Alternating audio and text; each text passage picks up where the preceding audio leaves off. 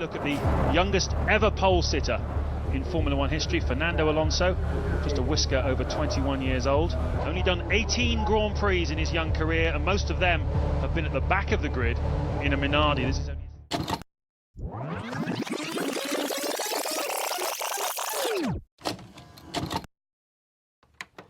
only his incredible talent and speed was there from the outset. The incredible car control, and not only that, I think the mindset that he has, you know, that was there from the absolute first moment that he hit the track. I remember a wet session at Spa, and he was the fastest, or one of the fastest, and suddenly everyone started to pay attention.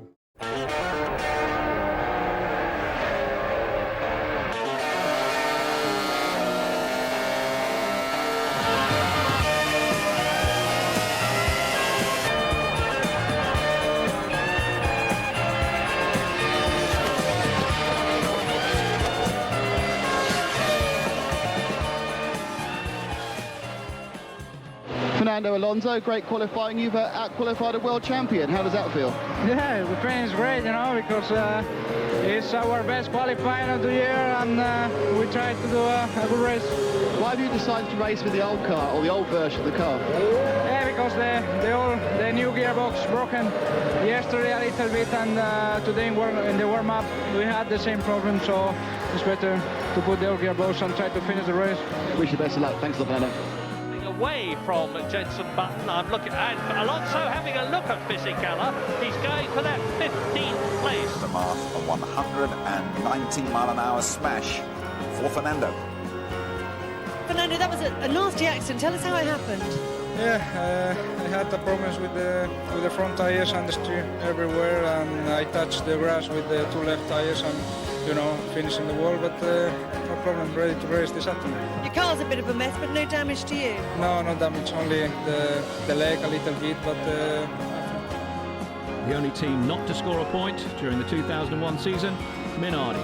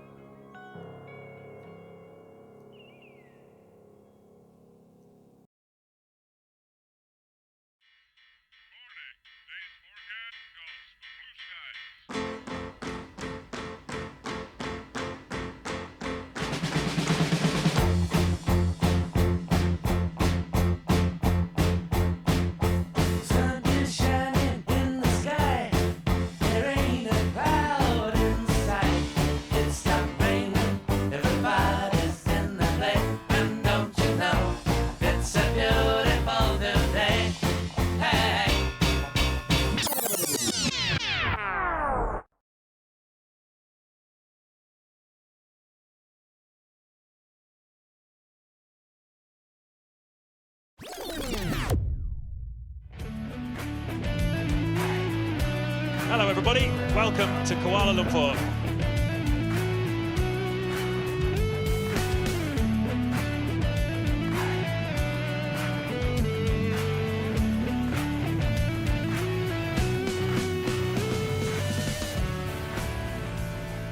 We look at the youngest ever pole sitter in Formula One history, Fernando Alonso, just a whisker over 21 years old. Only done 18 Grand Prix in his young career, and most of them have been at the back of the grid in a Minardi. This is only his second outing in a competitive Formula One car. How will he cope with that? He's got to get on with it, because we're pretty sure he'll have to stop maybe 5 laps earlier than the Ferrari and carry a heavier fuel load.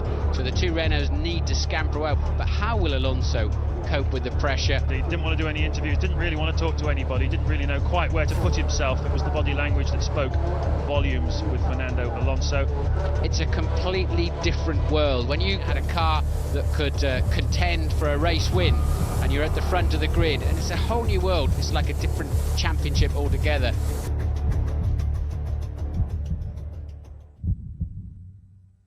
Though here at Malaysia, when the 5 lights go out, Fernando Alonso will have the most amazing experience, and so will we.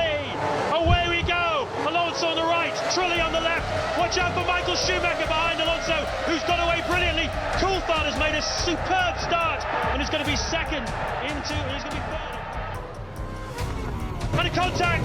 Trulli and Schumacher made contact. That's Trulli. Yes, that was it. All Michael Schumacher's fault. But look at Alonso in his first Grand Prix from pole position, the youngest ever man to sit there. He's got a nice lead, and David Coulthard will be pleased with his position. Raikkonen fourth, Barrichello sixth. He lost out at the start. And will Raikkonen get into the corner onto the brakes? Yes, he does. Very, very late braking there for Kimi Raikkonen, and he moves up into third. Oh, Coulthard is out! Oh, what a shame for David Coulthard, who was sitting pretty in second place. And that is the Scotsman, the winner 2 weeks ago in Australia, out of the race. Side by side down the pit straight, Barrichello and Button. This is for position, of course. It's for fourth place, and Barrichello makes it through. Got the right line, got on the right side of him, going down the pit straight. Little lock up there from Alonso, who's pushing very hard at the front. He's got more fuel than either of the cars around him. Heidfeld in front or Panis behind. The important thing for Rubens is to just keep the pace up at the moment and keep Raikkonen in his sights. Kimi Raikkonen 5 seconds behind Fernando Alonso at the front. Here's your race leader, still going strong. Fernando Alonso on lap 7. At the moment, Kimi Raikkonen's beginning to haul him in at 0.4 of a second per lap. So Alonso's lead is beginning to dwindle. We might just miss the start of it as Barrichello makes a move down the inside of Heidfeld. Has he made it stick? He has. So Rubens Barrichello up into third place for Ferrari. Nice move that. Alonso is in the pit lane, and Raikkonen is the fastest man on the track now. He's responding. He's really attacking the Renault, who is going to have to come through. Ted, what can you tell us? James, I think if Renault wanted to win this race, they've gone about it the wrong way. They've set this car up more for qualifying than for this race. Raikkonen can go another 10 laps. The wheel's on. The fuel's going in, by the way. No problems with the pit stop. But I think Alonso's headed just for the podium. We reckon about 65 or 70 kilos of fuel went in there, so he will have to come in again around about lap 36. It's going to put him right out of sequence with the Ferrari of Rubens Barrichello and the McLaren of Kimi Raikkonen. Now McLaren have shown their hand. They were carrying enough fuel to get Kimi Raikkonen to lap 20. They are handing the lead of this race to Rubens Barrichello. It won't be a lead by much though. Barrichello pits from the lead then, and he will lose that lead to Kimi Raikkonen, who has a 6-second advantage over Alonso, and that's the problem. Alonso's stopping early. He's now moved back behind Raikkonen. Yeah, and I think Rubens, if he's not careful, might find himself behind Alonso as well. There he is. He is behind Alonso. So Rubens Barrichello has made his stop. We're looking back then from the Renault of Alonso. This is the main fight. This is where it's all happening at the moment. You have to have a feeling here that Barrichello is in slightly stronger shape. It's Alonso pitting. Ted. Yes, Alonso's been complaining about the handling of his car. Oh, a massive slide as he comes into the box. They're making some adjustments to the front wing to try and balance out this Renault. This will be his second and final stop for this race. If they stop the clock accurately, it's probably a second longer than it really needed to be, but it should get the job done. It really depends on how fast Barrichello can go now. He's now fully loaded with fuel. Barrichello can get on it and leapfrog him at the pit stop. Here is Rubens Barrichello from second place, and Alonso was 32.6 seconds behind him, so it's going to be quite close, but he should get out in front of the young Spaniard. Let's see. And out he goes, and we're expecting him to get down there in front of the Renault of Alonso, which hasn't come past the commentary box window yet. Can you see it out there, James? No, not yet. And there it comes now. So Barrichello does indeed take second place. Raikkonen looking around him, just savouring the moment. It's not often we get to see a driver winning his first Grand Prix, and it's not often that it will be as popular a win as this, or as emotional a one for certain people around the field. Kimi Raikkonen, 23 years old, wins his first Grand Prix for McLaren. It's back-to-back victories for the McLaren Mercedes team. What a start to the 2003 Formula One season. And Barrichello second. There is Rubens Barrichello.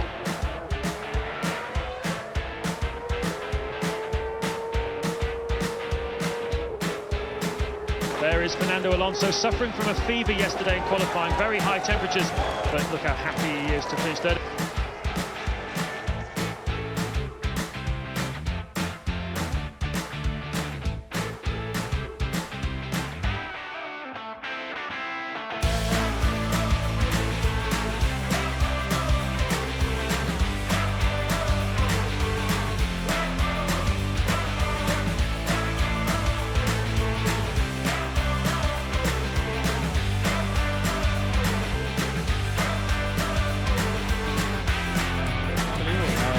was the real first test also physically for me, because in a competitive car, doing here in Malaysia with those cars that we were running very fast, I remember the race very tough. I enjoy, you know, first pole position, first podium in career, you will never forget that day. Should have had more fuel in the car. But probably you will not qualify in pole position, so there is a trade-off that you need to make, and yeah, it was a nice experience.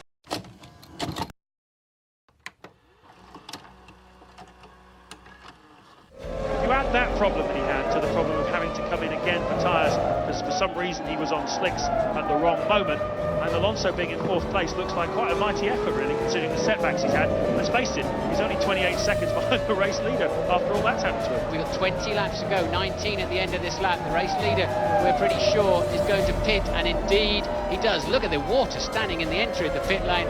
Coulthard then, he's got to get it slowed down. He needs a super quick stop. He does. The target here is to get back out in front of Fernando Alonso. Kimi Raikkonen's going to pass him. I think Fisichella will as well. And there comes Coulthard out behind Alonso. So he is fourth, but he's got the fresh tyres and he's got enough fuel to get to the end. Here we go, and Fisichella takes the lead. What a move. That's a big shunt for Mark Webber. But he's taken half the car off.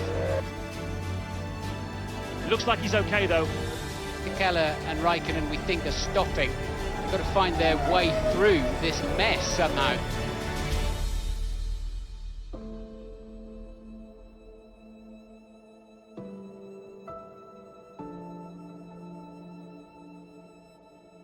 He hit the stationary tyre, of course, and terrible accident there for Fernando Alonso.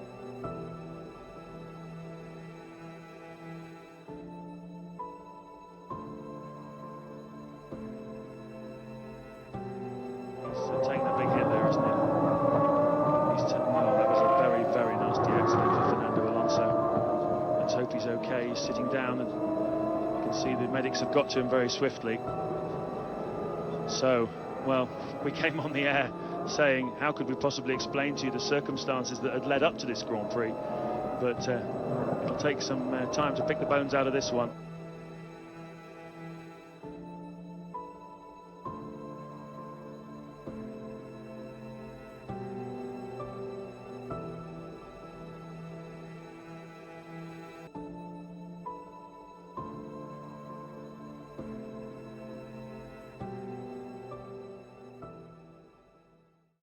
Well, the crowd's certainly enjoying it.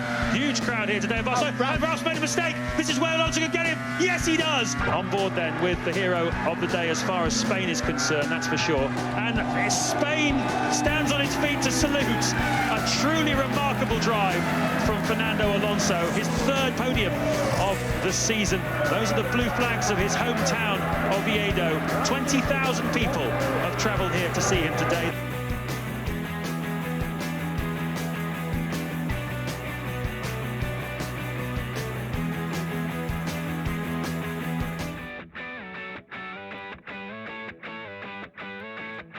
Try and think of a question for that answer. Did you bring the dogs with you? No, the home shooting. Excellent. Here's Alonso's last chance coming down the straight. He hasn't got the straight line speed. And through the chicane for the last time goes Michael Schumacher. He takes his fourth win of the season, his sixth victory here in Montreal. And it's really a Michael Schumacher day. So still the scrap goes on for fourth place. Coulthard now knows he's got a way better car under braking. And Alonso's going to have to go defensive in any braking zone while he can see that red patch on the nose of the McLaren. For a penalty, rather. They say they're... Oh, sorry, David Coulthard, massively different in speed from Alonso, under braking into the chicane. What was going on then? Here's Alonso. But is that Michael Schumacher right behind him then? They've not been lapped, so he's got to get across the line. Yes, indeed. Alonso's got a problem of some sort. Schumacher is there for position, can you believe, in fourth. There he goes. He just makes it. Michael Schumacher up to fifth. And he's as happy as if he'd won the race, isn't he? I don't blame him, actually, because all race that thing has looked like a pig to drive, and he kept everybody behind him. He got in front of his teammate Trulli, kept Coulthard behind him, kept Michael Schumacher behind him. Another very solid performance then from a Fernando Alonso. Hello, Fernando Alonso. We are here in Monaco. all the drivers will have different things to relax a little bit before the race. I like to play cards, card tricks, and I'm here with Luis, my assistant, today, and we show you a special trick.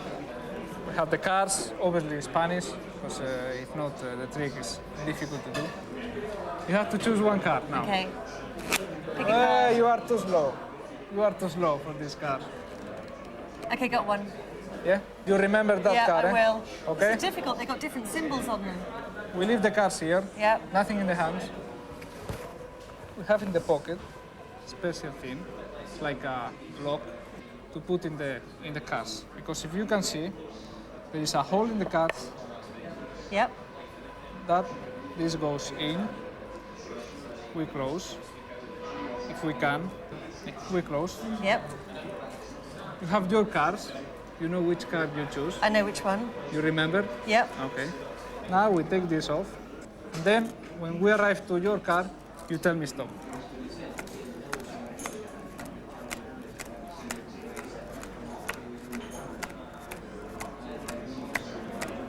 You tell me stop, eh? If you don't tell I haven't me stop, seen it yet. You keep going. we haven't cannot seen play it yet. anymore, eh? If you don't tell me stop. You have to tell me I stop, will tell eh? you stop. I think it might have gone. You have to tell me stop. It's eh? in your pocket, isn't it? Where's it gone? It's not there. I don't know. Was in charge. You were in charge of the cards. What do we do now? Where have you put it? I don't Is know. it behind my ear? Was I haven't got any sleeves. It's not up you there. were in charge of the card. My God, you lose one card. What do we do now? I don't know. Look, we start again? I don't know. It's not in the pocket. I don't know. What? Have one card here. I'm impressed. Is this one? That's the one. It's not broken here or something? That's very good. No? This one? The 3 of round things. That's exactly what it was. Fantastic. I'm very impressed. Thank you. We found the card. That's a different car. It's Alonso. It is indeed, James. We could have a double Renault retirement going on here if we're not careful. That's a lot of smoke out of the back of Alonso's car, seizes the rear wheels, oil gets on the tyres, and round he goes. Oh no! Oh my goodness me, just like Hockenheim a couple of years ago, we've got a lunatic on the track, down the Hanger Straight, 160 miles an hour the cars are doing as they come through there. Safety car out, of course. The drivers, oh my word. Luckily then the marshals have got to him now, safety car deployed. Oh, that's Alonso. You thought he sounded sick in the pit stops, didn't you? He stalled in the pit stops, but Alonso then on the pit straight now. They can open that red barrier and they just should be able to just get his car through there, I would have thought. Yet another DNF then for Alonso, whose record early in the season was tremendous, but another failure to finish here at Silverstone. Michael Schumacher leads the championship then by 69 points, Raikkonen on 62, Montoya 55, Ralf Schumacher 53, Rubens Barrichello 49 now, leapt up into 5th place there, and Alonso 39. Is this then the final 2 corners for Juan Montoya? He picks up his 3rd career victory, his 2nd of the season, and such a dominant win today for Juan Montoya. He was a full minute ahead of David Coulthard in 2nd place. You can see them coming out of the final corner, the 2 Renaults very, very close together. They cross the line with Trulli in front of Alonso.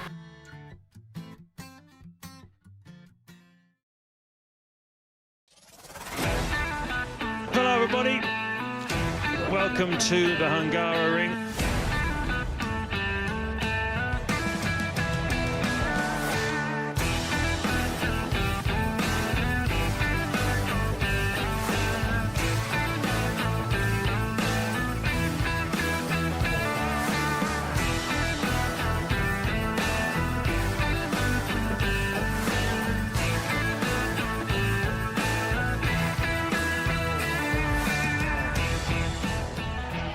Watch Alonso. Yeah, Fernando Alonso, you saw the rather amusing moustache and beard that his mechanics have drawn on the photograph of him above the pit garage. He's not been as quick as teammate Trulli for a few races now. Both of these drivers reconfirmed for 2004. Very exciting young partnership they are too. Get on super well together and they push each other on. And let's see if Fernando Alonso can raise his game now on a Saturday afternoon and get himself into the same sort of zone as Jarno Trulli, who goes last having been the fastest man in first qualifying yesterday. 29.1 first sector for Alonso, a little bit of oversteer on turn into 11, and look at that, a third of a second up on Montoya. He has been 0.6 quicker than Montoya in the middle sector of the lap. Good so Lord. Alonso really giving it plenty and trying to get his season back on track. Just one corner to go then. A little bit of understeer on turn, a bit of oversteer mid-corner. Car now firmly planted.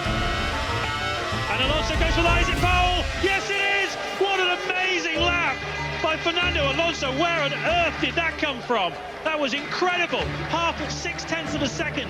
That was an absolute stonker from Fernando Alonso. He goes on pole provisionally at the moment. This track is getting faster and faster all the time, and that's great news for Coulthard, Webber, Ralf Schumacher and Trulli. Is it great news for Barrichello? No, he drops time in the final sector. 0.5 seconds dropped. Webber then, third from last man to run. He's threatening Alonso's time through the second sector.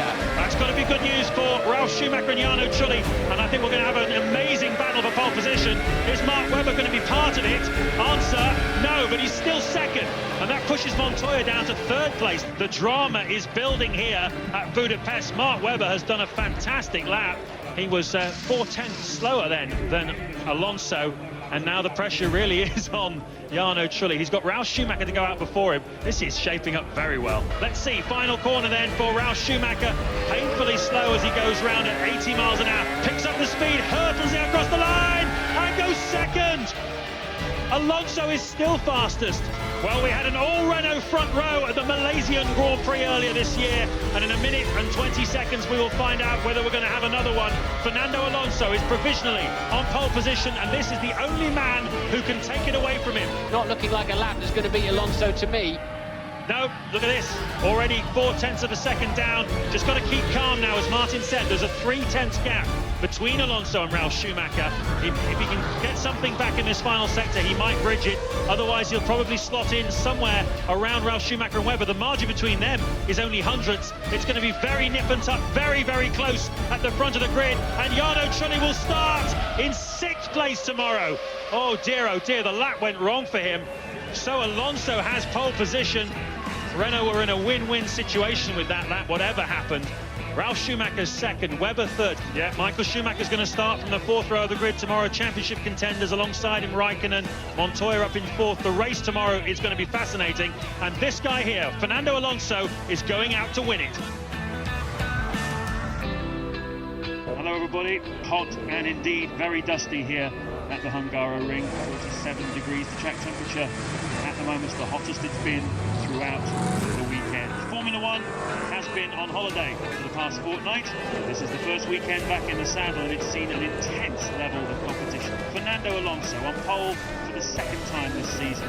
Renault looking very, very strong here this weekend. On his long runs in practice, he's looked as though he had the pace of Williams, McLaren and Ferrari. Can he stay there? Can he win the Grand Prix?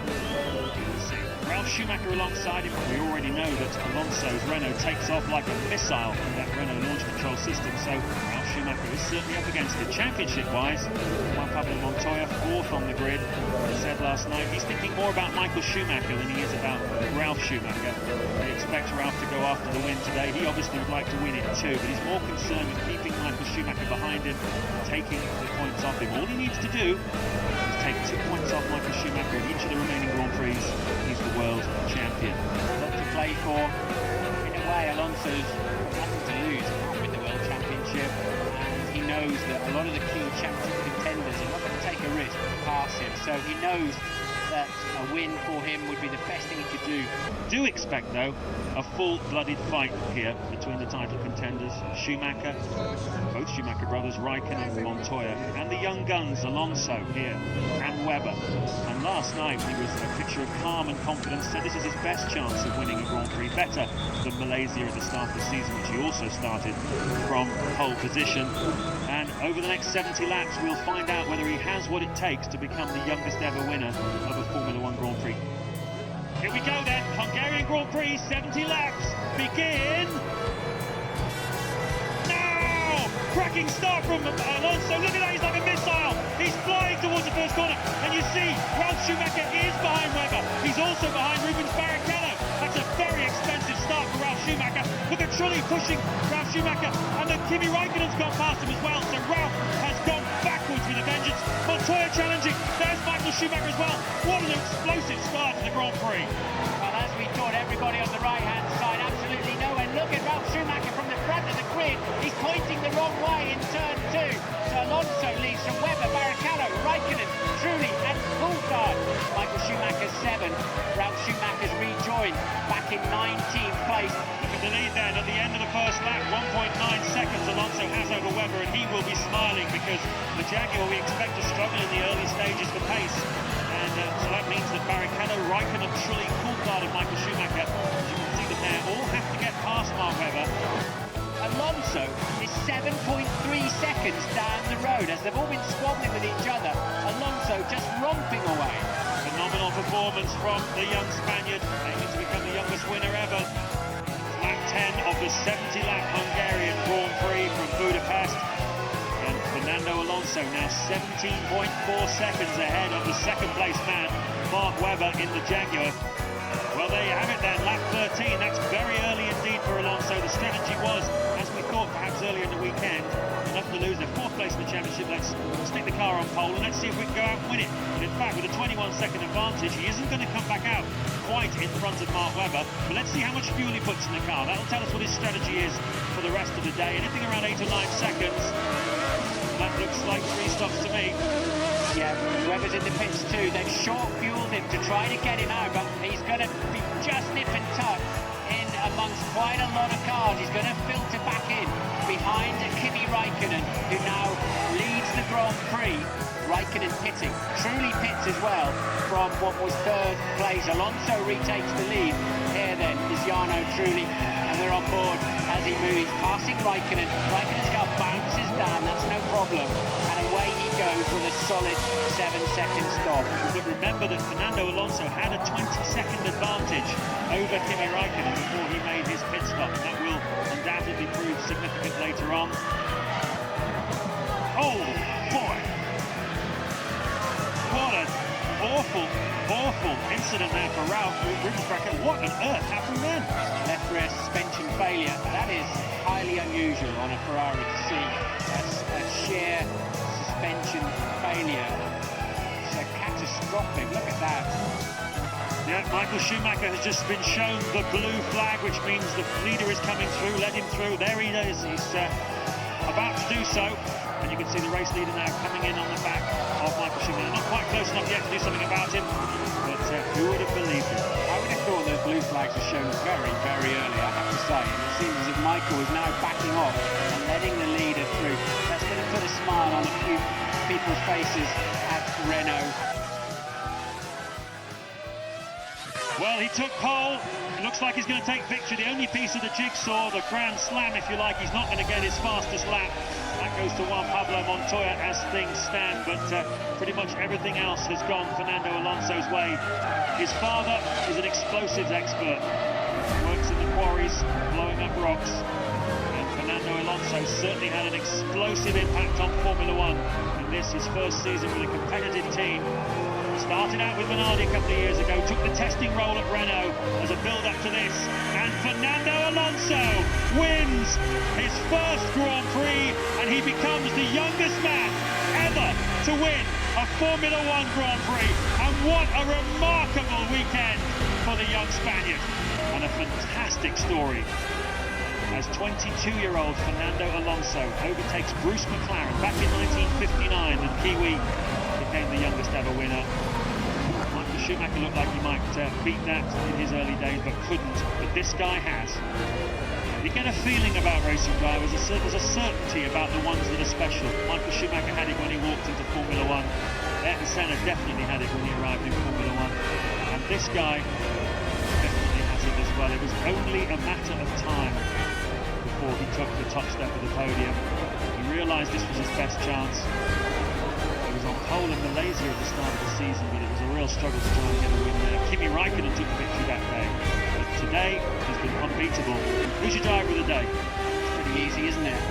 The kid just went out there and did it from the start, absolutely on the pace right from the beginning, no apparent errors, and just easy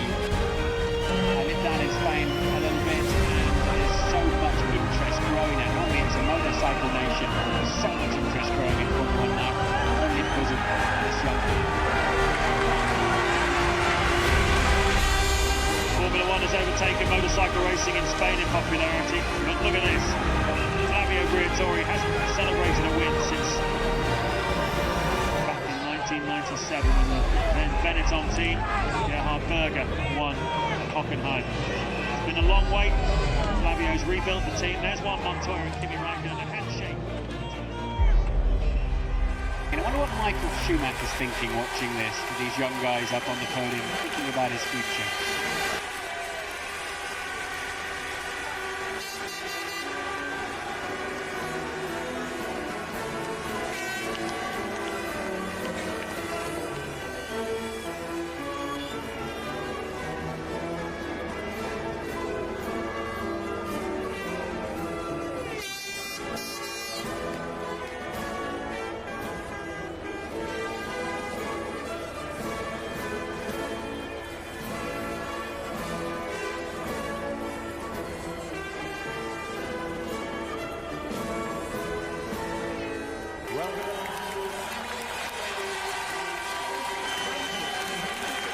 Just a quick glimpse there of Alonso's father there with the grey hair, clapping his young son.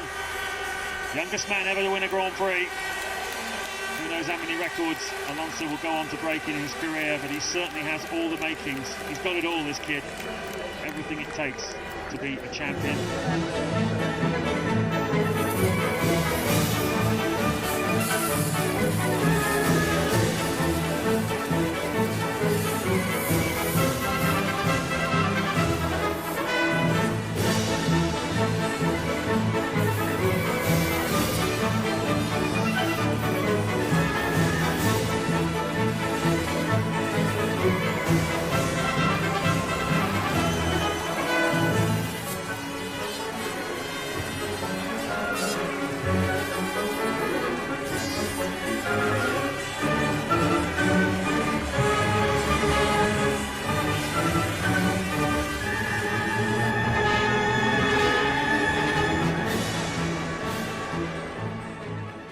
Fernando, history today, youngest ever Grand Prix winner, first Spaniard, first win for Renault for 20 years. Over to you. Too many things for one day for me at the moment. But yeah, the weekend was fantastic. Pole position, and now the victory for me is a dream come true. And you know, I'm 22 years old and I have my first victory in the pocket. So I hope a long career here in Formula One with more victories. It must have been a rather strange start to the race for you. You must have wondered where everybody had got to. Yeah. At the beginning, the first 2 or 3 laps, I had Mark Webber in the mirror. And then in the 8th or 9th lap, I asked the team where are the others, and they told me 15 seconds away, and I thought, oh my God, I'm very fast now. And yeah, the first stint was very important for the result of the race, and I pushed quite a lot in the first stint, and I had a big advantage, big gap, and I did the race quite slowly after that. Welcome everybody to a beautifully sunny Suzuka circuit and a very passionate crowd.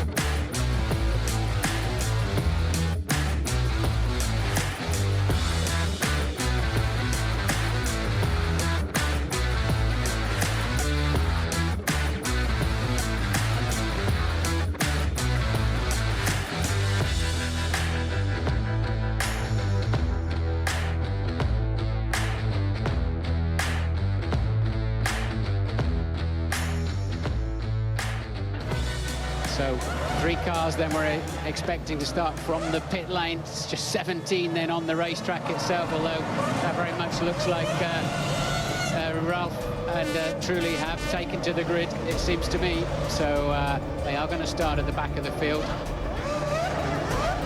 Michael Schumacher pulling into his unaccustomed 14th place. The 2 Saubers, Wilson's Jaguar, Button's BAR, and there the McLaren of Räikkönen.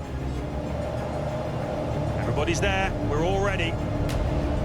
53 laps of the Japanese Grand Prix to decide the 2000 world titles begins. No! Look out for Schumacher, look at Räikkönen cutting right across. Cracking start by Alonso. He's up into 3rd place on the run down to the first corner, edging out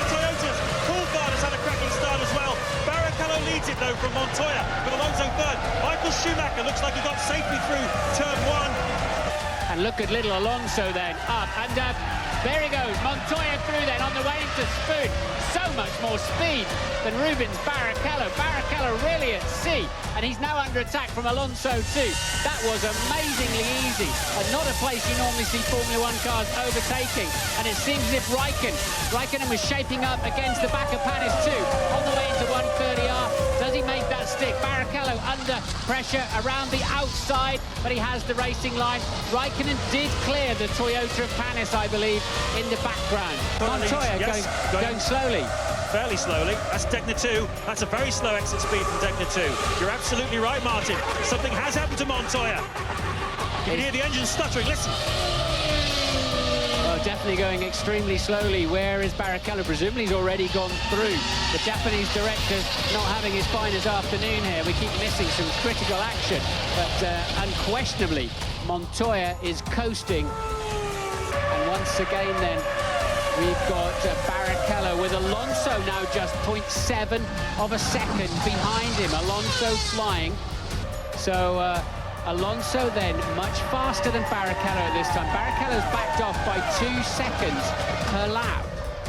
Yes, indeed he has, because Alonso was quite some way behind Barrichello before the incident of Montoya. Now look, the young Spaniard is on the attack. And Renault getting ready then with a new set of tyres for... Well, it must be Alonso, because Trulli was just in a minute ago, and Ferrari are ready as well. So are we going to have a pit stop race here? Into the final chicane, we'll soon find out. The pit lane entry is just down on the other side as they drop down the hill. Is Rubens coming in? He is, and Alonso's coming in as well. We're going to have a pit stop race. It's a really tricky pit entry now, given that they've changed the last chicane.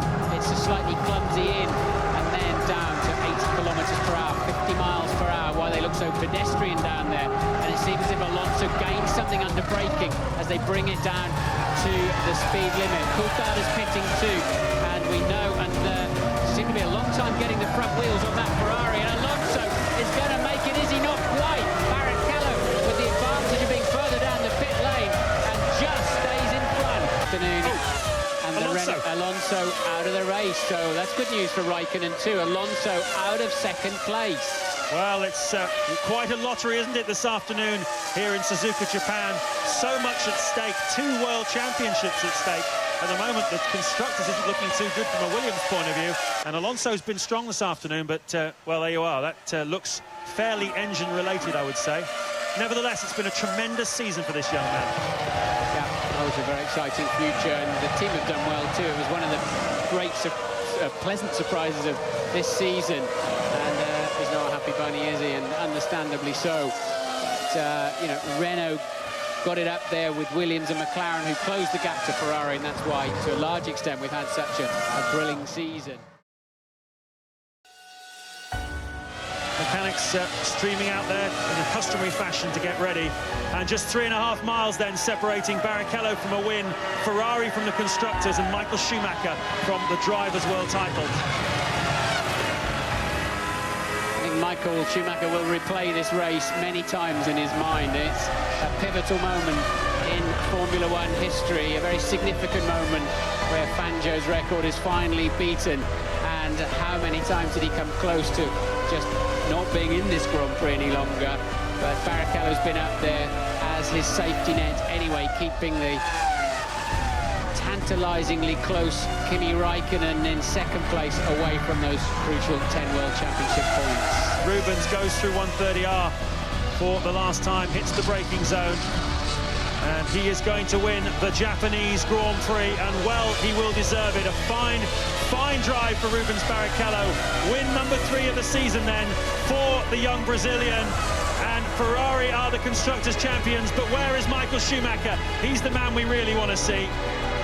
He's about 60 seconds behind Rubens Barrichello, so we're going to have to wait a full minute to hail the new world champion. There he is, out of the back of the racetrack.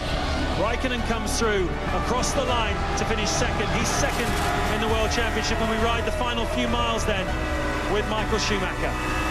Sato goes across the line in 6th, then it will be Cristiano D'Amata, and then it will be Michael Schumacher. Congratulations and celebrations. We were all around to see it then, this historic moment when Michael Schumacher became the first six-time World Formula One champion. Without a shadow of a doubt, it's the greatest achievement in the history of Formula One racing, and it's been done by this man after a very eventful Grand Prix. I have some friends at Renault. Obviously it was Benetton before, now Renault, and they tell me that all the signs they see with Fernando is the same as the signs they saw with Michael when he joined the team.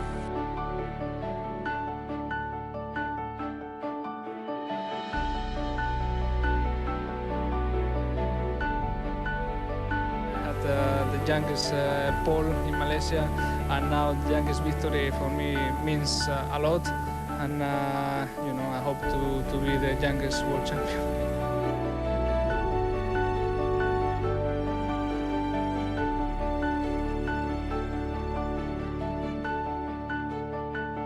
The thing that impressed me most about Fernando this year is when he made a mistake, he didn't make it again.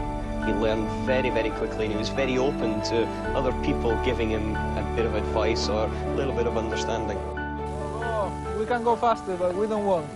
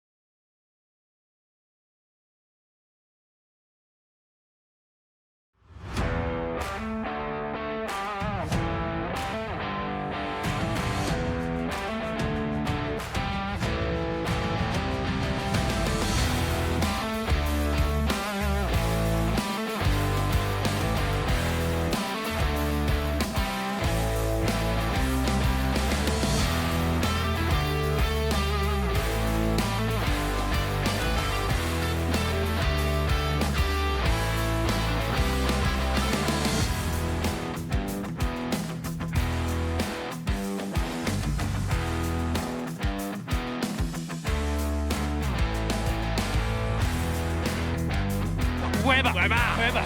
Only the rest is mere detail. Forza Ferrari!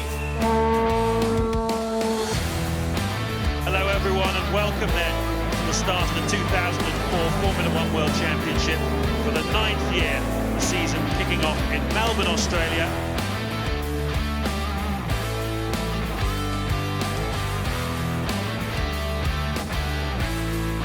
Fernando, the team didn't seem to be too happy with the qualifying performance yesterday, but I don't think 5th on the grid's that bad, is it?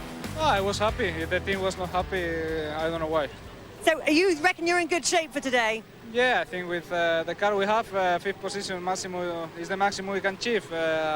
We cannot forget that we are fighting with Ferrari, Williams, McLaren, very top teams. Have a good race. Thank you.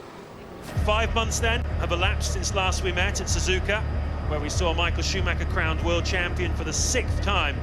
And today he begins the defence of his title in pole position, with teammate Rubens Barrichello alongside him. Ferrari certainly had a very strong weekend, but Williams, Renault and BAR are all in good shape here this weekend. Montoya bound to take the fight to Ferrari today from 3rd on the grid. And watch out also for Fernando Alonso starting 5th in the Renault. That car, Martin, has been extremely fast during the winter testing, particularly over the longer runs, and they're very pleased with the way that they preserve the tyres. And I think strategically Alonso may well be running a little bit more fuel today to try and capitalise on that in the early part of the running.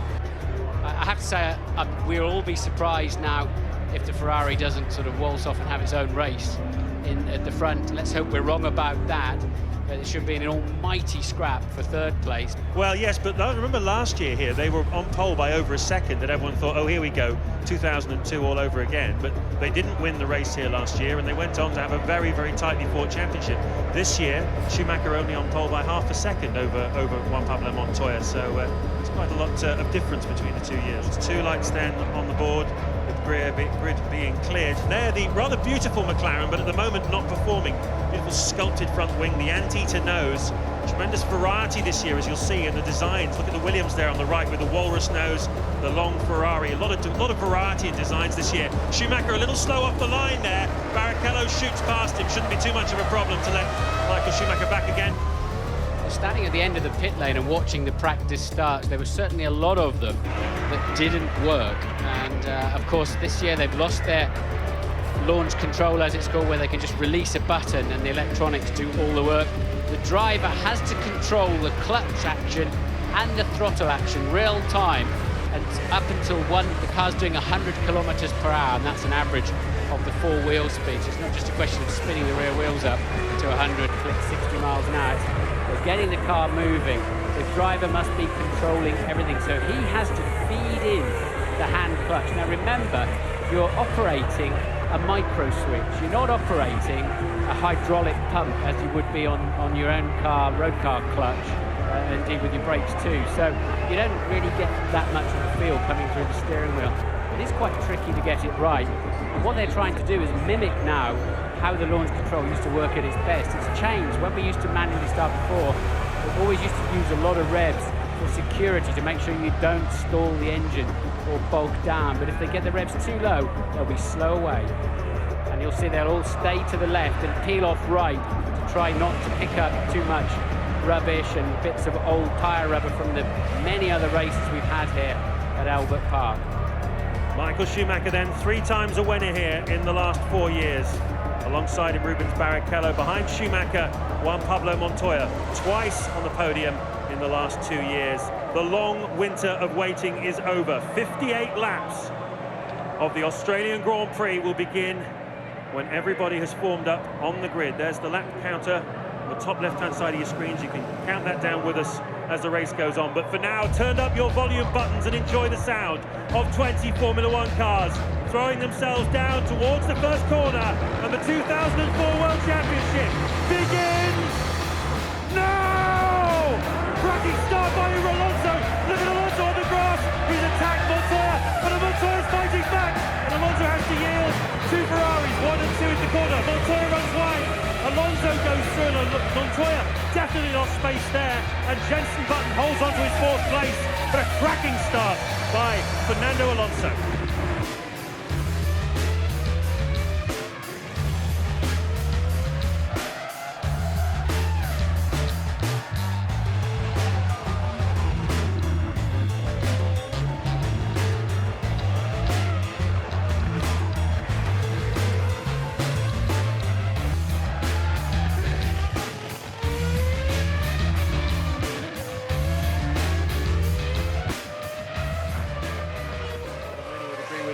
Michael Schumacher comes down the pit straight.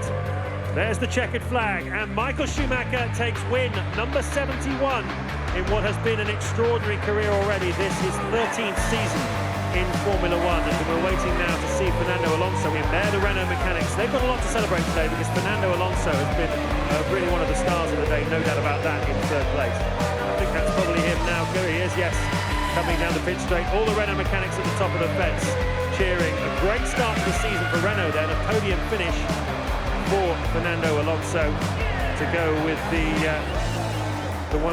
3 that he had last season in his first year with the Renault team. So cracking start for Alonso, but really it's all Ferrari day.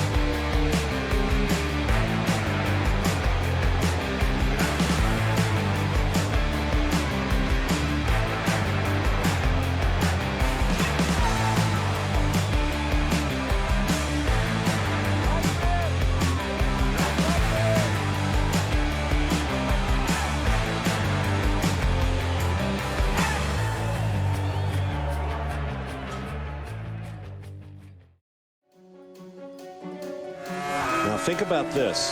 Fernando Alonso said he wants to win this race as a tribute to his murdered countrymen, victims of the bombings 2 weeks ago that took the lives of over 200 people on those trains in Madrid. He's wearing a special emblem on his helmet, a black armband. What a thing it would be if he could take pole here. 6/10 off, but he was very quick in the third sector in the morning session.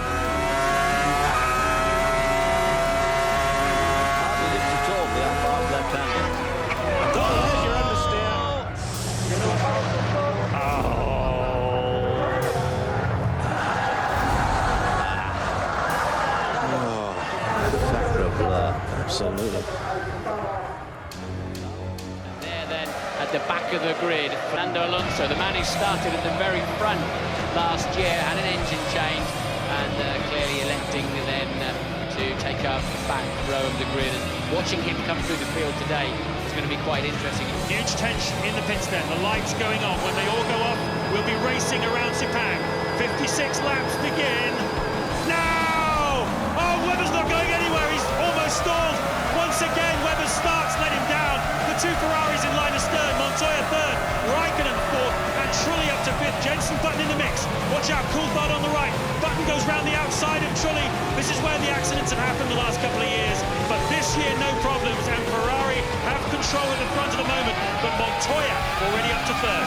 And what about that start of Fernando Alonso? I really hope we see that again. And the car's like a missile off the line. Yes, poor old Mark Webber, he just did not get away at all. Looked like the clutch was slipping and didn't get it up and running until he got into second gear. And look, then Jarno Trulli coming through already, so Trulli making ground. Both Renaults starting very quickly, and that's Trulli has passed Button already then. And Michael Schumacher leads Barrichello, Montoya, Raikkonen, now Trulli, Button, Coulthard up to 7. And look in the background there as Alonso, I think it is, yes. It's Alonso. It is Alonso. He's made his way up from the back of the grid to challenge and pass Mark Webber for 8th place. It's a good run down there too. He must have tremendous traction off the last corner because he tends not to have good straight line speed. So the next man in Alonso's sights then is David Coulthard, who's currently running 7th. And look, this is then Alonso and David Coulthard for position into the corner for 6th then. But at the end of it all, the result many expected, but not necessarily the way they expected it to come. Michael Schumacher wins in Malaysia, but Juan Montoya really gave him a run for his money this afternoon. And there is Jenson Button from Frome in Somerset. He joins the elite group to stand on a podium where you, Martin, have stood yourself many times in your Grand Prix career. Tell us what it feels like to be Jenson Button now, your first podium in Formula 1. Is 2 points any reward? It's 2 points, you know, after the mistake from yesterday and after the start from the back, I think it's 2 points for me very important. Jenson's just got his first podium, of course, up there. First time for a podium you had this year. What's he going to be feeling? Fantastic. You know, it will be a race that it's difficult to forget. The first podium, the first feelings in the press conference, etc., etc. And I'm happy with for Jenson because he did a fantastic race.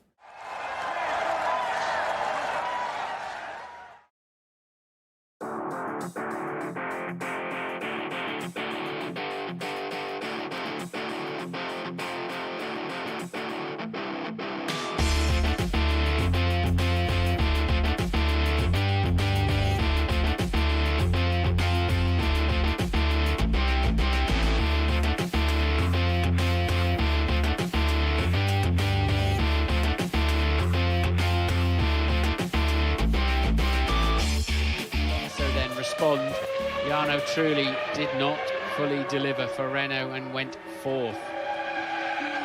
And a big lock-up for Alonso, and he goes horribly wide in the first corner. It's got to have cost him a second or something. And can he keep his head and get it back under control and maximise the rest of the lap?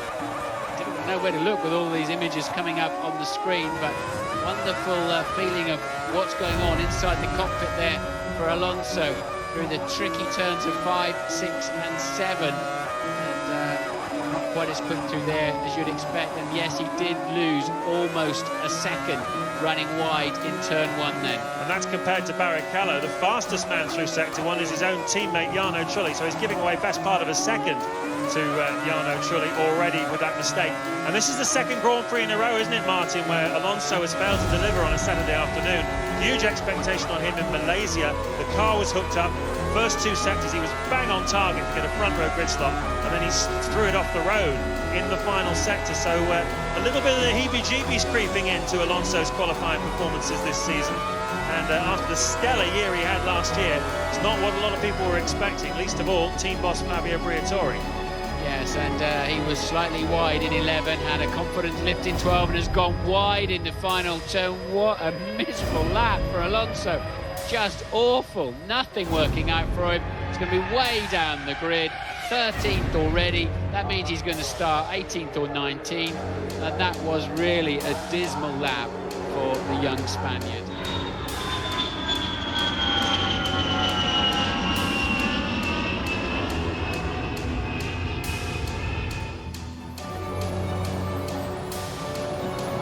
Plenty of scope for chaos then into turn 1. 3 lights, 4 lights, and the first ever Grand Prix in the Middle East is go!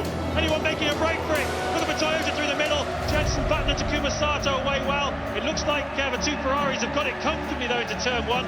Good start though from Jarno Trulli. He's up into 4th place as one of the Williamses goes around the outside of Rubens Barrichello. Can't make it stick though, and everybody's safely through.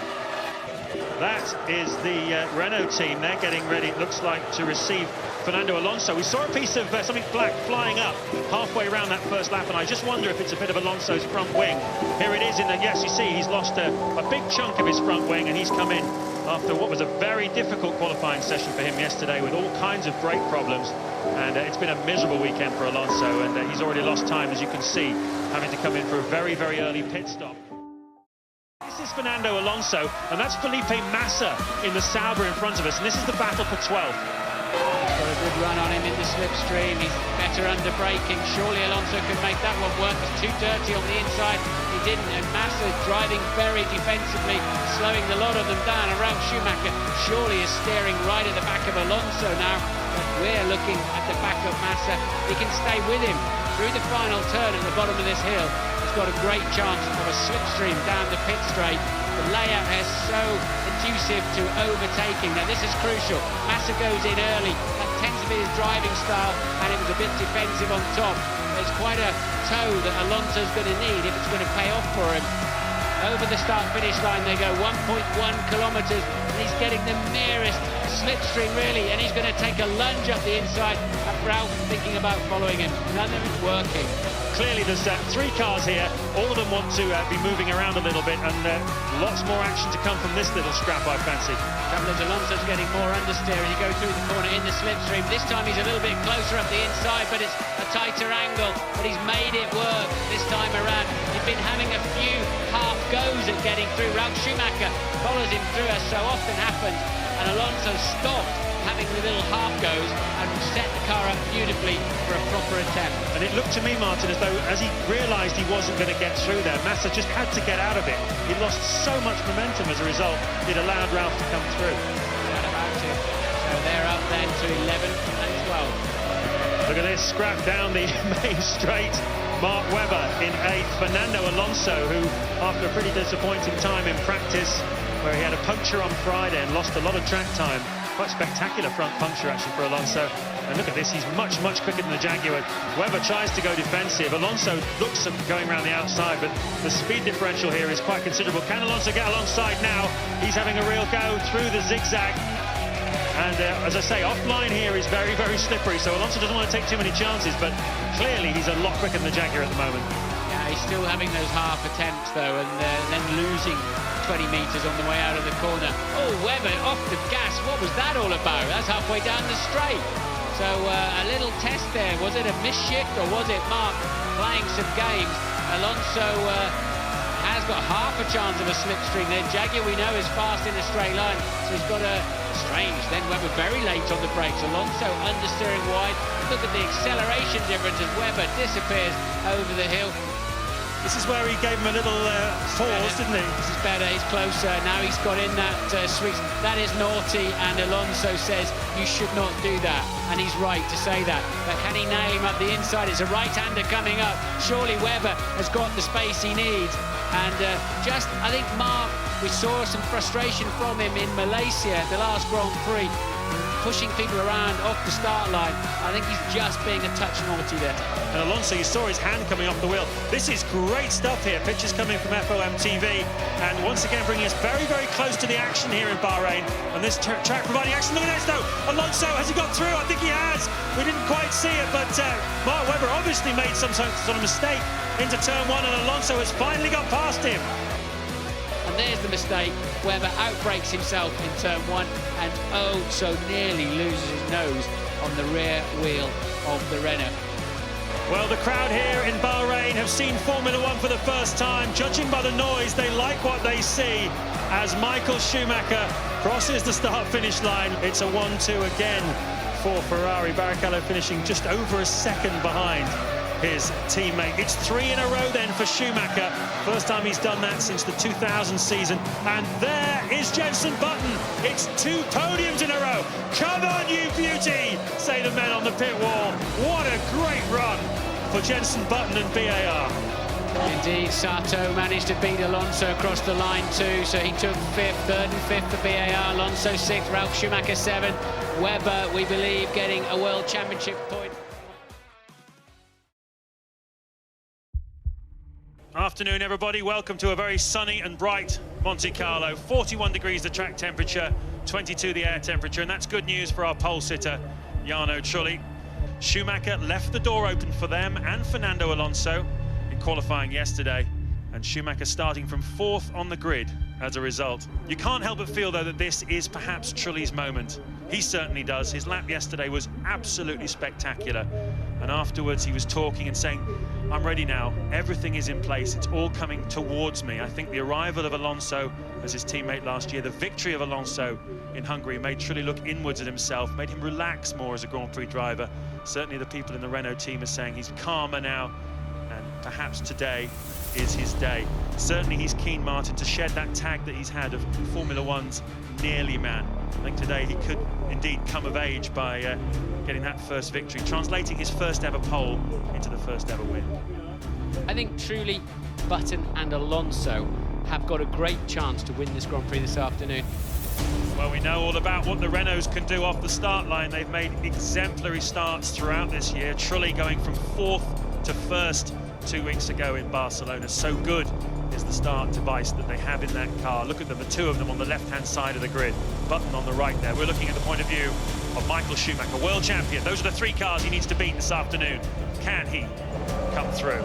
Can Trulli keep his nerve? We'll find out in a second. Go! Great start by both of the Renaults, and Button's fighting a rearguard action. Once again, the Renaults electric on the start line. Look at Sato around the outside, and Raikkonen as well. Schumacher's lost ground. Yeah, Sato with a brilliant start. A Renault 1-2 and a BAR 3-4 at the moment, and Sato just up behind his teammate. Brilliant start from him. Raikkonen 5th, Michael Schumacher down to 6th then. You can see the 2 Ferraris there, Coulthard just behind them. So as I said, I think it's a pivotal part of the race. If Michael gets backed into some traffic, his work is going to be doubly hard this afternoon. The race is stabilised a little bit at the moment. Truly 2.7 seconds ahead of Alonso, who's just shaving his lead bit by bit. Michael Schumacher 7 seconds behind leader Trulli. Button lost heavily in the pit stops, the traffic, but is now back very much on the race pace, James. Only 12 runners with 47 laps to go. Jarno Trulli starts lap 35. He's just done a 1:15.4. Alonso a 1:16.1. Michael Schumacher a 1:16.1. Trulli stretching himself out front. Button a 1:16.2. So relatively even Stevens on that for 2nd, 3rd and 4th. But Trulli 2.6 seconds clear at the front now. Here's the 2 race leaders then. Alonso closer to Trulli now, so any theories of him easing off quickly disproven by both lapping exactly the same pace, a mid 1:15, which is the identical pace of Michael Schumacher as well. The lead just 2.1 seconds, Trulli to Alonso. It just started to home in on Trulli's lead. Alonso putting a bit of a spurt on. Michael Schumacher a further 5.4 seconds down the road in third. Button within 10 seconds of the lead and with 2.5 of Michael. We're riding with the second place man, Fernando Alonso, into the Lowe's hairpin.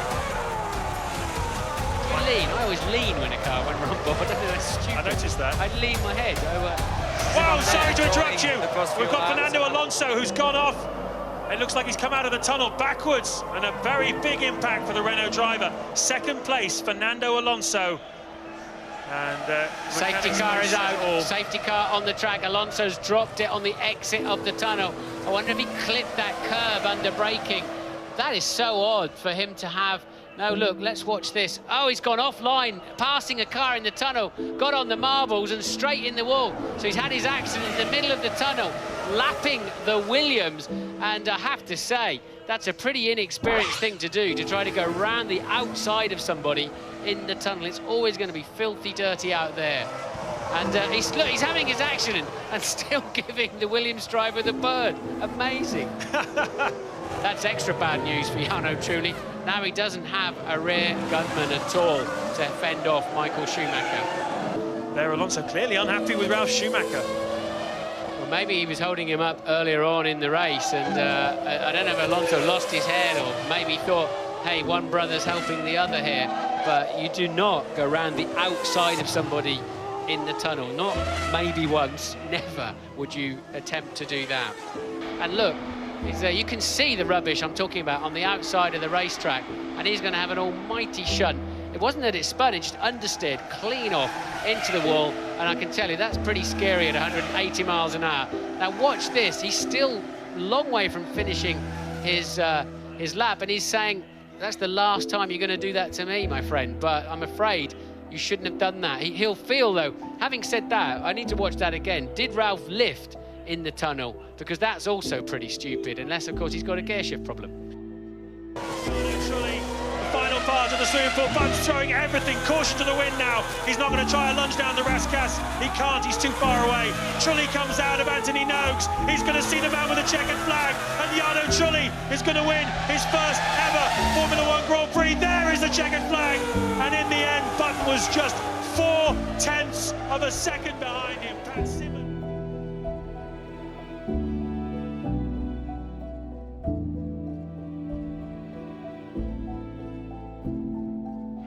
Fernando, a very unusual incident. Tell us what happened.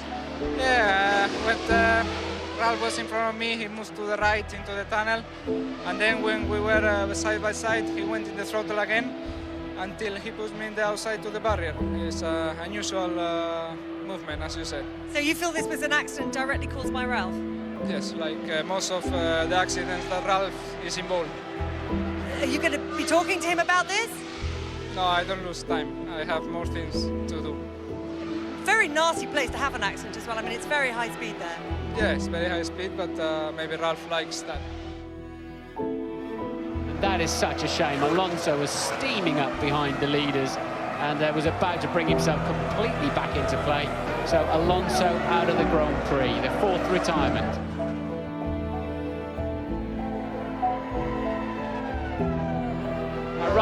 Right rear tyre failure or puncture. So nasty incident there for 210 miles an hour. Straight into the wall, nose first. No chance of saving that one at all. You can see the moment of horror for Fernando Alonso, just about to hit the brakes at 210 miles an hour, and his right rear tyre explodes.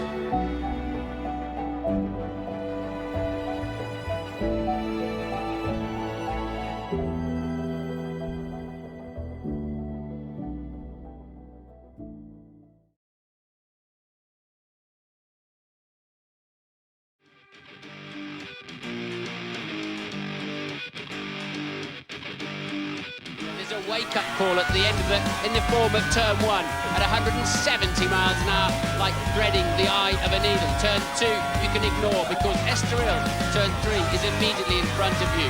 You have to have 2 bites at it and hope you've got enough space on the exit. Now just easy along the straight to over 190 miles an hour. choosing a braking point from the boards on the left-hand side for the Adelaide hairpin, just 40 miles an hour. Alonso brings the car in very early. Traction is superb. That's one of the two overtaking places out of the way. This is most certainly not one of them ahead. The Nürburgring chicane, 135 miles an hour. Incredible direction change.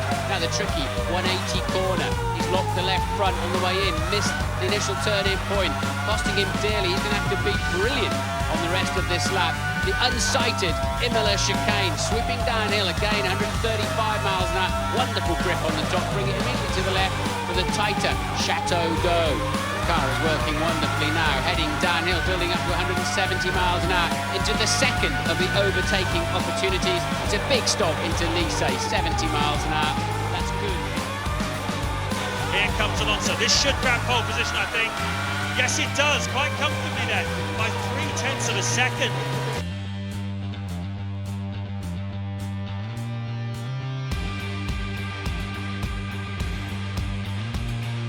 Good afternoon, everybody, and welcome to a very sunny and hot Monaco, right smack in the middle of rural France. Track temperature at the moment, 43 degrees, by far the hottest it's been all weekend. The weekend started with rain on Friday, a bit cloudy and overcast yesterday for qualifying. Well, Fernando, front row of the grid, I've just seen your engineer pedals. He looks much more nervous than you. Maybe a little bit, but you know, we are all nervous. In this moment, we start in the pole, we are in France, and we have 70 laps to go to do a good result. Okay, thanks very much. Have a good race, and we've got a little message for a member of the Renault team who broke his leg in Canada. Get well soon, Letty. Well, last year at this point, we had six different winners in the season. But right now, only Jarno Trulli, up to this point, has broken Michael Schumacher's stranglehold on victory. Will we be adding another name this afternoon? Ferrari certainly think this will be one of their hardest races of the year to win, and certainly the Michelin tyres of their rivals do seem to have a slight edge here, as they did in Monte Carlo when Trulli got that win. There is Fernando Alonso. Will it be his name that we add to the list of winners for this season, starting from his first pole of the season in the Renault, on home soil for them, a lot riding on it. They've got 6,000 Renault employees here today to cheer them on. Yeah, certainly Alonso's had a lot of back luck lately. Maybe he'll be able to turn that around today. Can I just tell you about a little cameo I saw at the end of Saturday morning free practice? They were doing their practice starts at the end of the pit lane. Michael Schumacher was lined up and he was getting alongside. And Alonso came down, parked himself in Schumacher's mirror vision. He could see him on his right. And when Michael dropped the clutch to go, Alonso reacted to that and using the Renault superior system was alongside and passing Schumacher on the way down. It was only free practice. It was just a practice start, but it was Alonso taking the fight to Schumacher, saying, look what I've got, mate, and if we're next to each other on the grid, I'll be using this on you in the race. It was an amazing piece of aggression against the world champion, who likes to do that kind of thing to the younger guys. Yes, the out-psyching goes on, whether it's in the press conferences, in the paddock, in the press the week before, and it's good that Alonso's up to speed on all of that. Alonso on the racing line, in fact, he's just slightly left of the racing line. The curious way they go down the pit straight. Keep an eye on Trulli in the second Renault as well. Both Renaults start well. Let's go racing at Monaco in France. One of the Salvers takes a jig. Look at Button coming through. That Trulli alongside Button. Looks like he's going to pass him on the inside. Everyone looks like they got safely away. It's Alonso, Michael Schumacher, then Trulli up to third place. Button down into fourth. Montoya up there in the mix as well. Where is David Coulthard in all of this? He's behind Jenson Button. So not a great start for Coulthard or Button.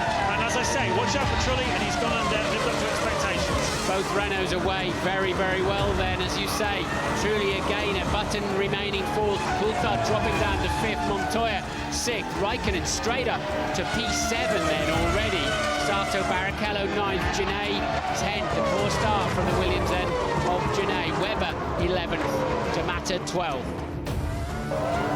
So working lap 5, Alonso leading Michael Schumacher, looking pretty composed at the front. Trulli third, Button fourth, Coulthard fifth. Is Alonso going to pit this time? Yes, indeed he is. The race leader comes in. This one is going to be seriously close, and it's happening right in front of me. The Renault boys get to work. Fernando is slightly short into the box, but there's no problem connecting the fuel hose. About 45 k's of fuel. Oh, but he's got an obstruction from the BAR. He manages to get out, just avoiding it.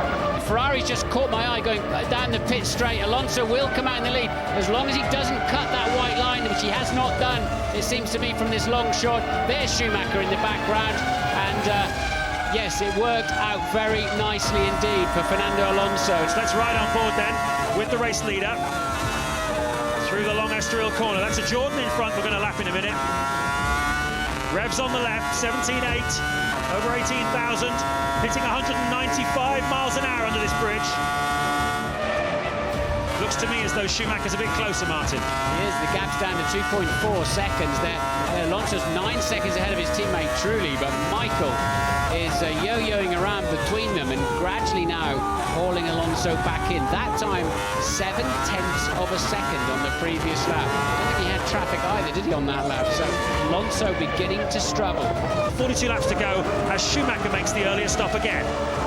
He comes into his box, inch perfect. They practice this so many times, these teams. This man certainly's got all the pace he needs at the moment, but he just has to keep stopping for fuel before the Spaniard. Ooh.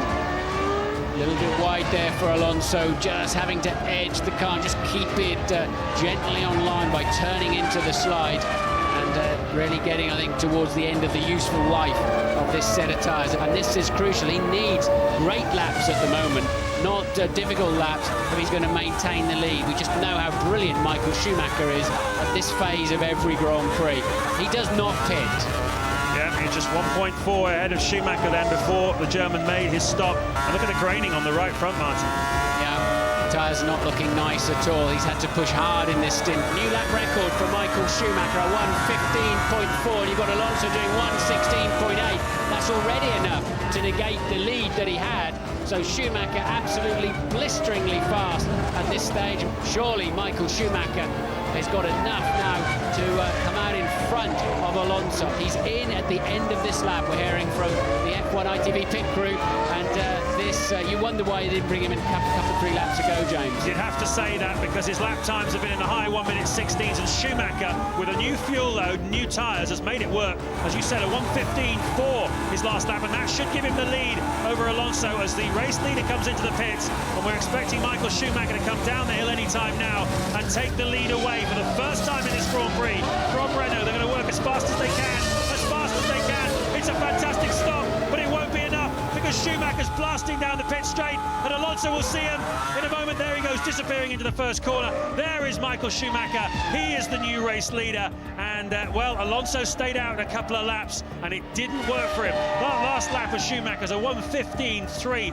the fastest lap of the Grand Prix so far. Exactly when he needed it, Schumacher found the speed, and that is why Schumacher is Michael Schumacher, and it's why he's a 6-time world champion.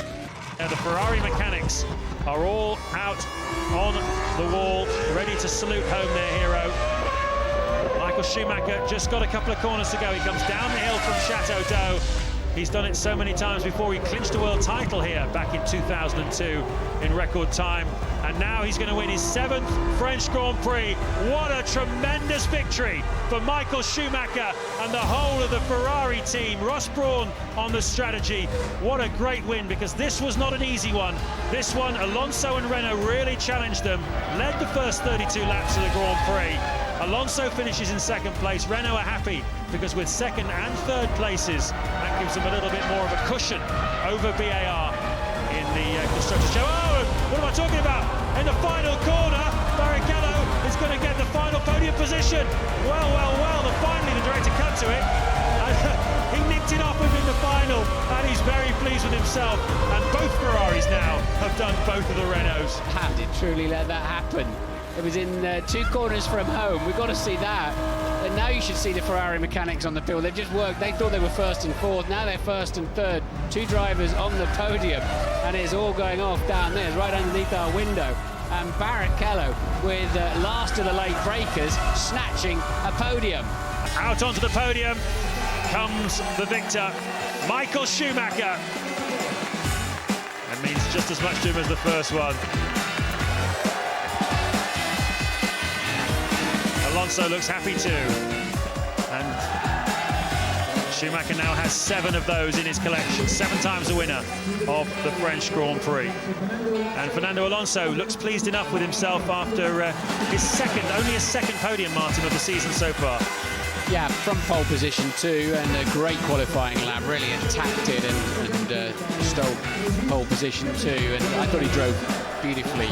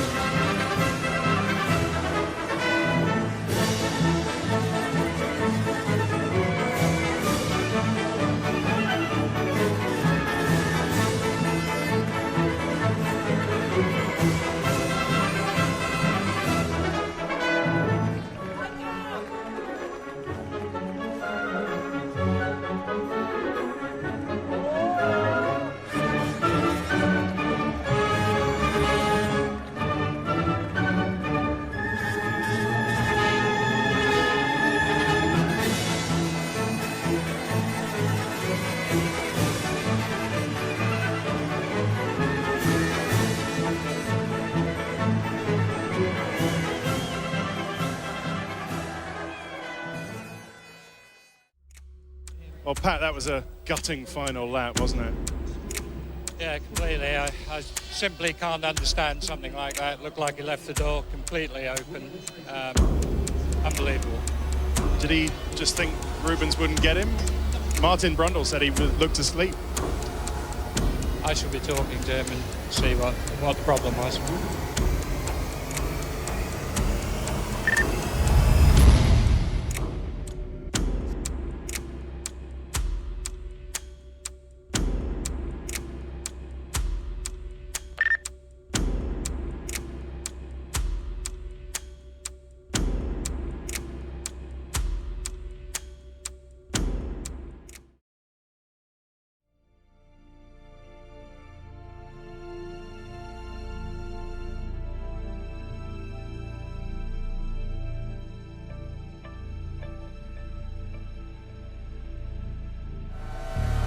Then with Jenson Button having a look at Fernando Alonso, a Jordan in the mix as well. Alonso goes defensive. Can Button get him up the inside on acceleration? This Honda against the Renault. Keep your foot in it, Jenson. Keep your foot in. Alonso just giving him a little move across, and Jenson thought the better of it.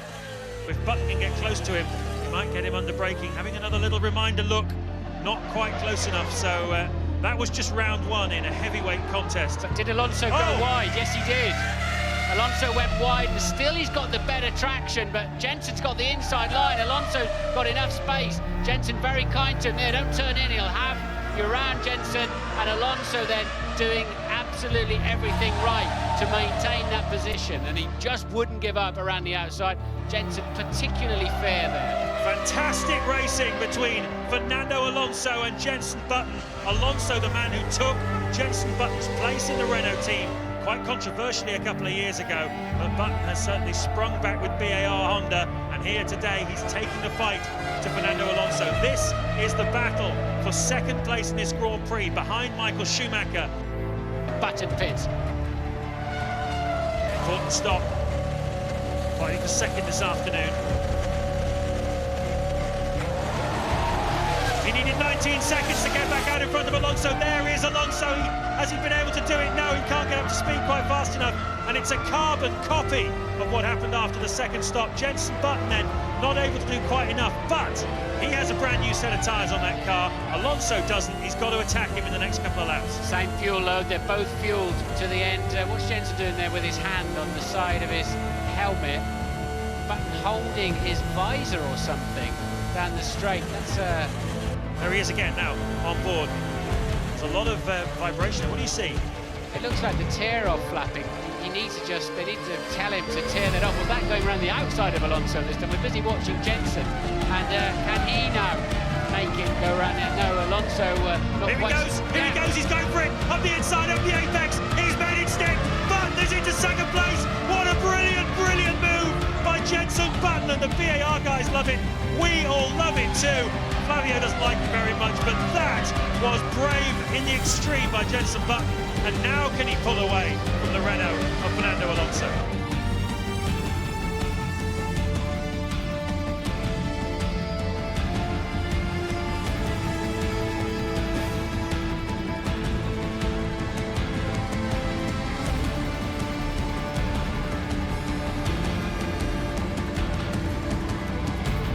When the 5 lights go out, we'll be racing in Budapest. Schumacher nicely away. You've got the Renault car starting right down the pit wall. VAR goes to block, and the Renault's got through. I think it's Alonso then trying to fight now for second place off the line. Schumacher said he was concerned about the Renaults off the start line, and Alonso doing a super job. Jenson Button, he's down to 5th from 4th on the grid. And Jarno Trulli has benefited there. He's up in the 6th place. Takuma Sato seems to have lost ground. He's down in 8th place at the moment. He started 3rd. Alonso coming through for another podium, his 2nd in a row.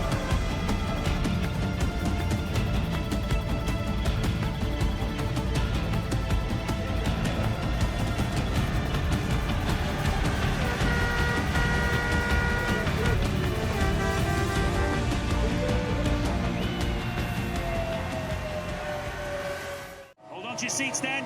When the lights go out, Schumacher will be aiming to be in 7th heaven here at Spa-Francorchamps. Trulli away well. Look at Alonso. Look at Schumacher. Cuts across to try and block him.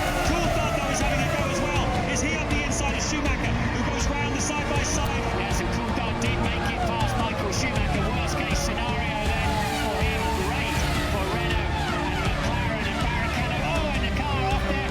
Rear suspension broken off. Oh, it's, wow, just missed him. There was a series of incidents, clearly VAR involved in that as well, of Takuma Sato. Who's going really quick at the moment. That's this man, Fernando Alonso, fastest middle sector of anybody so far. Is he about to make a pit stop?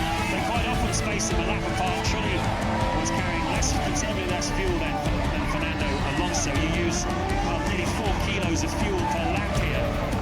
Sorry to interrupt you, but we've got a spin there from Alonso, but he has managed to keep going.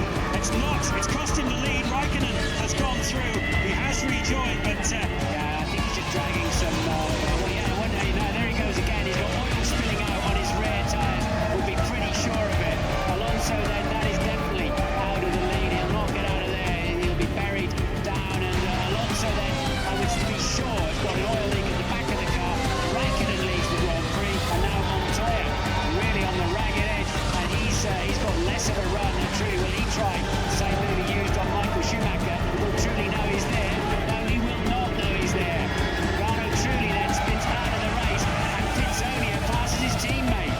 Yeah, Pitsonia nicks through. Jarno Trulli put into a spin there by Juan Montoya. He knew he was behind him. He knew he was desperate to get past him. Oh, that's Jenson Button's got together with a Minardi, and I was just about to say they were going to halve the points advantage Renault has over them. Here in Spa-Francorchamps, Button on target for some points, but look at that. The tyres let go, and the poor old Minardi, absolute passenger in that one. Absolutely shocking luck for him. And Jenson Button, the right rear Michelin, let him go pretty much at the maximum speed point.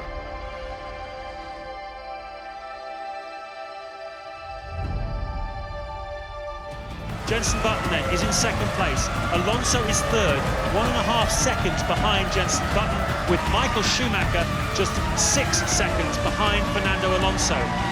And, well, you'd have to say that Button and Alonso are looking like they need to find a lot more speed if they want to stay in contention. Look, there is Schumacher now, the Red Baron, bearing down on the 2 young guns in front of him. Louise, what can you tell us? Well, Louise. Alonso spun out of second place, stuck in the gravel. We'll come back to you, Louise, but crucial point here in the race. Alonso, and if he gets assistance, he will be penalised, and they're saying switch it off, and he's saying no, you push me.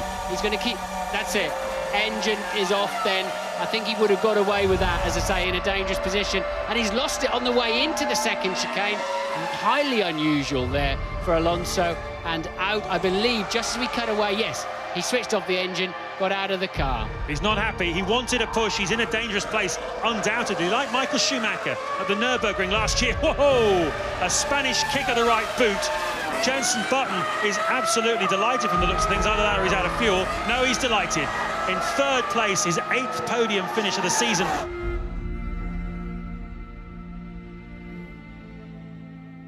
And most importantly, as I was just saying, BAR Honda move ahead of Renault in the Constructors' Championship with just China, Japan and Brazil still to go. Fernando, relentless pace throughout that race. What happened at that vital moment? Was it a loss of concentration or? No, lost the car. I was quick. I had not fantastic grip in the car all through the race. And at the end, I pushed to the limit and I lost the car probably. How tough was the race? The fact that you were chasing people chasing you the whole time? Yeah. Very, very difficult. I think the car was not maybe too competitive today, but because I was in a good position from the start, I pushed even more just to keep the gap close enough to Jenson and to don't lose too many points in the constructors. And I probably did all I could and didn't finish. You mentioned the Constructors' Championship. I mean, obviously BAR's result means they've leapfrogged ahead of you. Do you think you can get back up there at the final 3 races? Yeah, I think so. Because this is the world circuit for us, and we were fighting with them.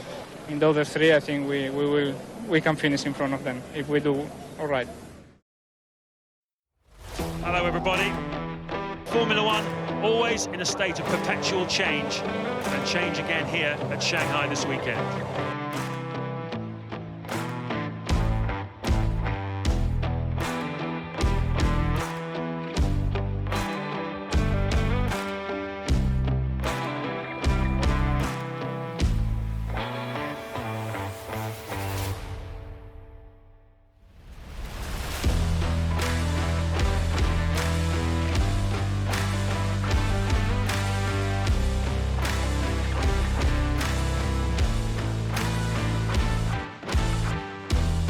Three races back at Renault now. I mean, obviously you've got loads of Formula One experience, but very little experience of this car. Does that throw up any particular problems?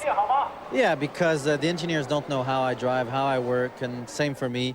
I don't know how the tires work or the car, and a lot of setup changes we've done today reacted differently than I expected. So that takes time to get used to, and this being the first race is where we're learning everything. A few new faces as well on the grid this afternoon, some old, some new. Jacques Villeneuve in for Jarno Trulli at Renault. Expecting possibly to see Trulli in a Toyota in Japan in a couple of weeks' time. For the team, you know, I want to do the best job. We want to beat Renault in the championship, so that's our aim. But I want to win as well. That's my personal aim.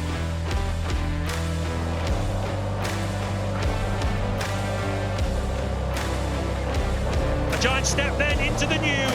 The Chinese Grand Prix, the first ever, is go! Look at that, Montoya diving out from the back. Barrichello goes to cover Raikkonen, Button's up well, but he's been passed by one Sauber and by a Renault. Terrible start for Jenson Button.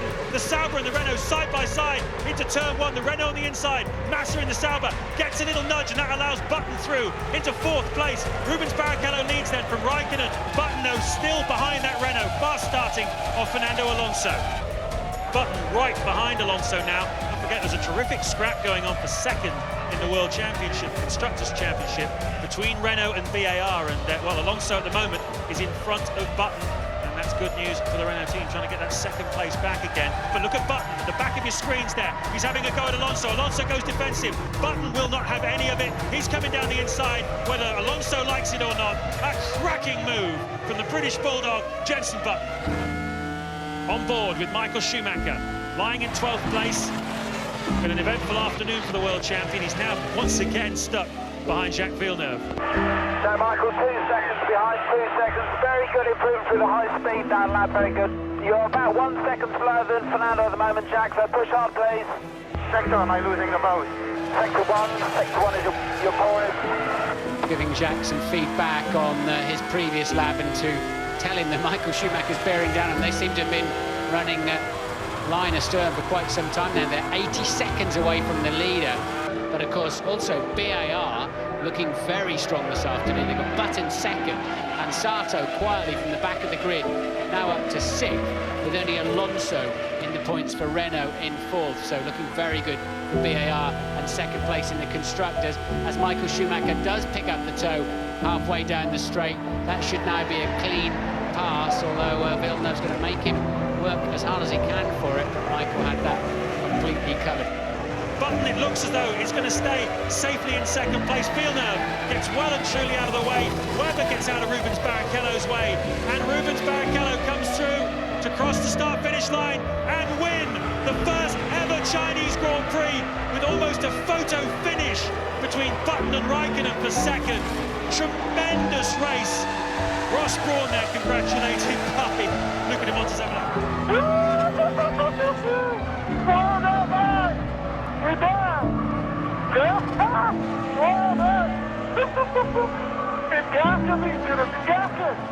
Guido, complimenti, una gara di sogno, complimenti, sei bravissimo.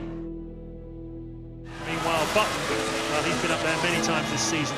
He won't be unhappy with third, but he will feel, perhaps, that he could have been second. Sato 4th, Alonso 5th, Raikkonen 6th, Montoya 7th, and Fisichella 8th. There's 16 points advantage now. Started out as 9 between BAR and Renault.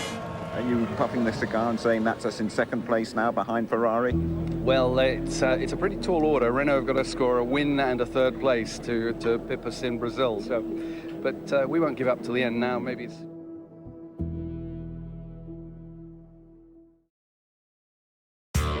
everybody. 18 races in 16 different countries. And now here we are at the season finale, Brazilian Grand Prix.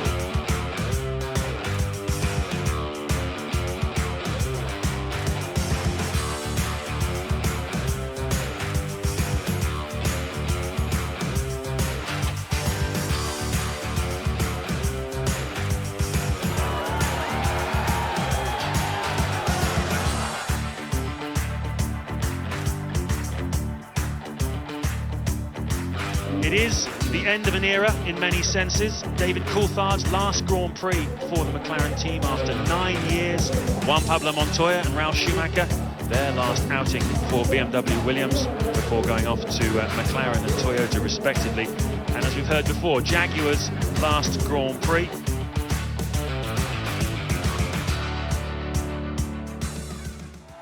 Well, both the Renaults using the dry tyres, I think, from the looks of things. It's been raining here in Interlagos for about half an hour, and that's given the track a little greasy sheen. It's still drizzling here now. Here we go then, 5 lights on. When they go off, we'll be racing in Sao Paulo, Brazil. Great start by Barrichello. Montoya goes defensive, but it's too late. Raikkonen's through, and so is Felipe Massa, and the two BARs have not had a terrific start. It looks like one of them has dived in front. There's a Renault in the middle, is struggling to turn in. Everyone's slithering and sliding. Alonso, Villeneuve and Coulthard all on the dry tyres. 15, 16 and 17. Very, very slow on those dry tyres.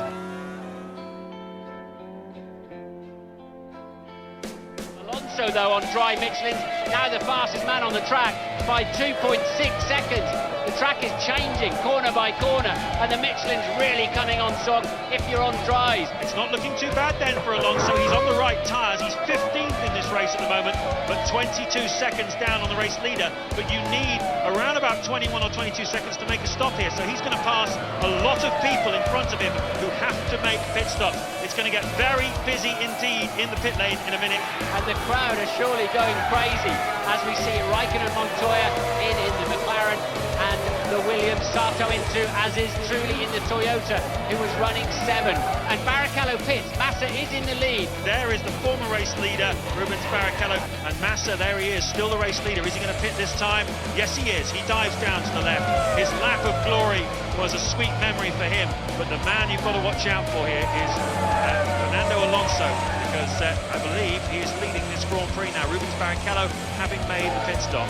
So Alonso leads from Montoya.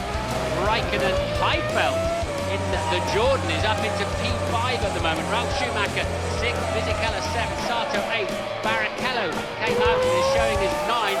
Villeneuve started on dry tyres up to 10th.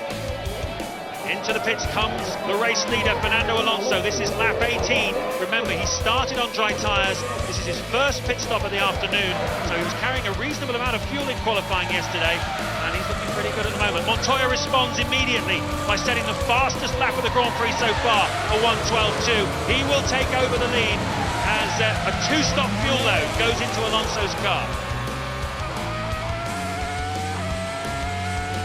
Lap 59 of the 71-lap Brazilian Grand Prix, the final Grand Prix of the 2004 Formula One World Championship. James Allen, Martin Brundle with you. We're riding on board with Michael Schumacher. He's in 7th place.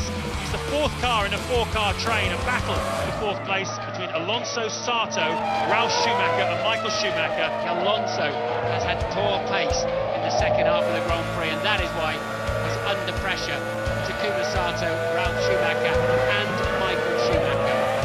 Bit of a lock-up there for Fernando Alonso. That's Takuma Sato we're looking at, and the BAR Honda behind. You can see how hard that Alonso is pushing.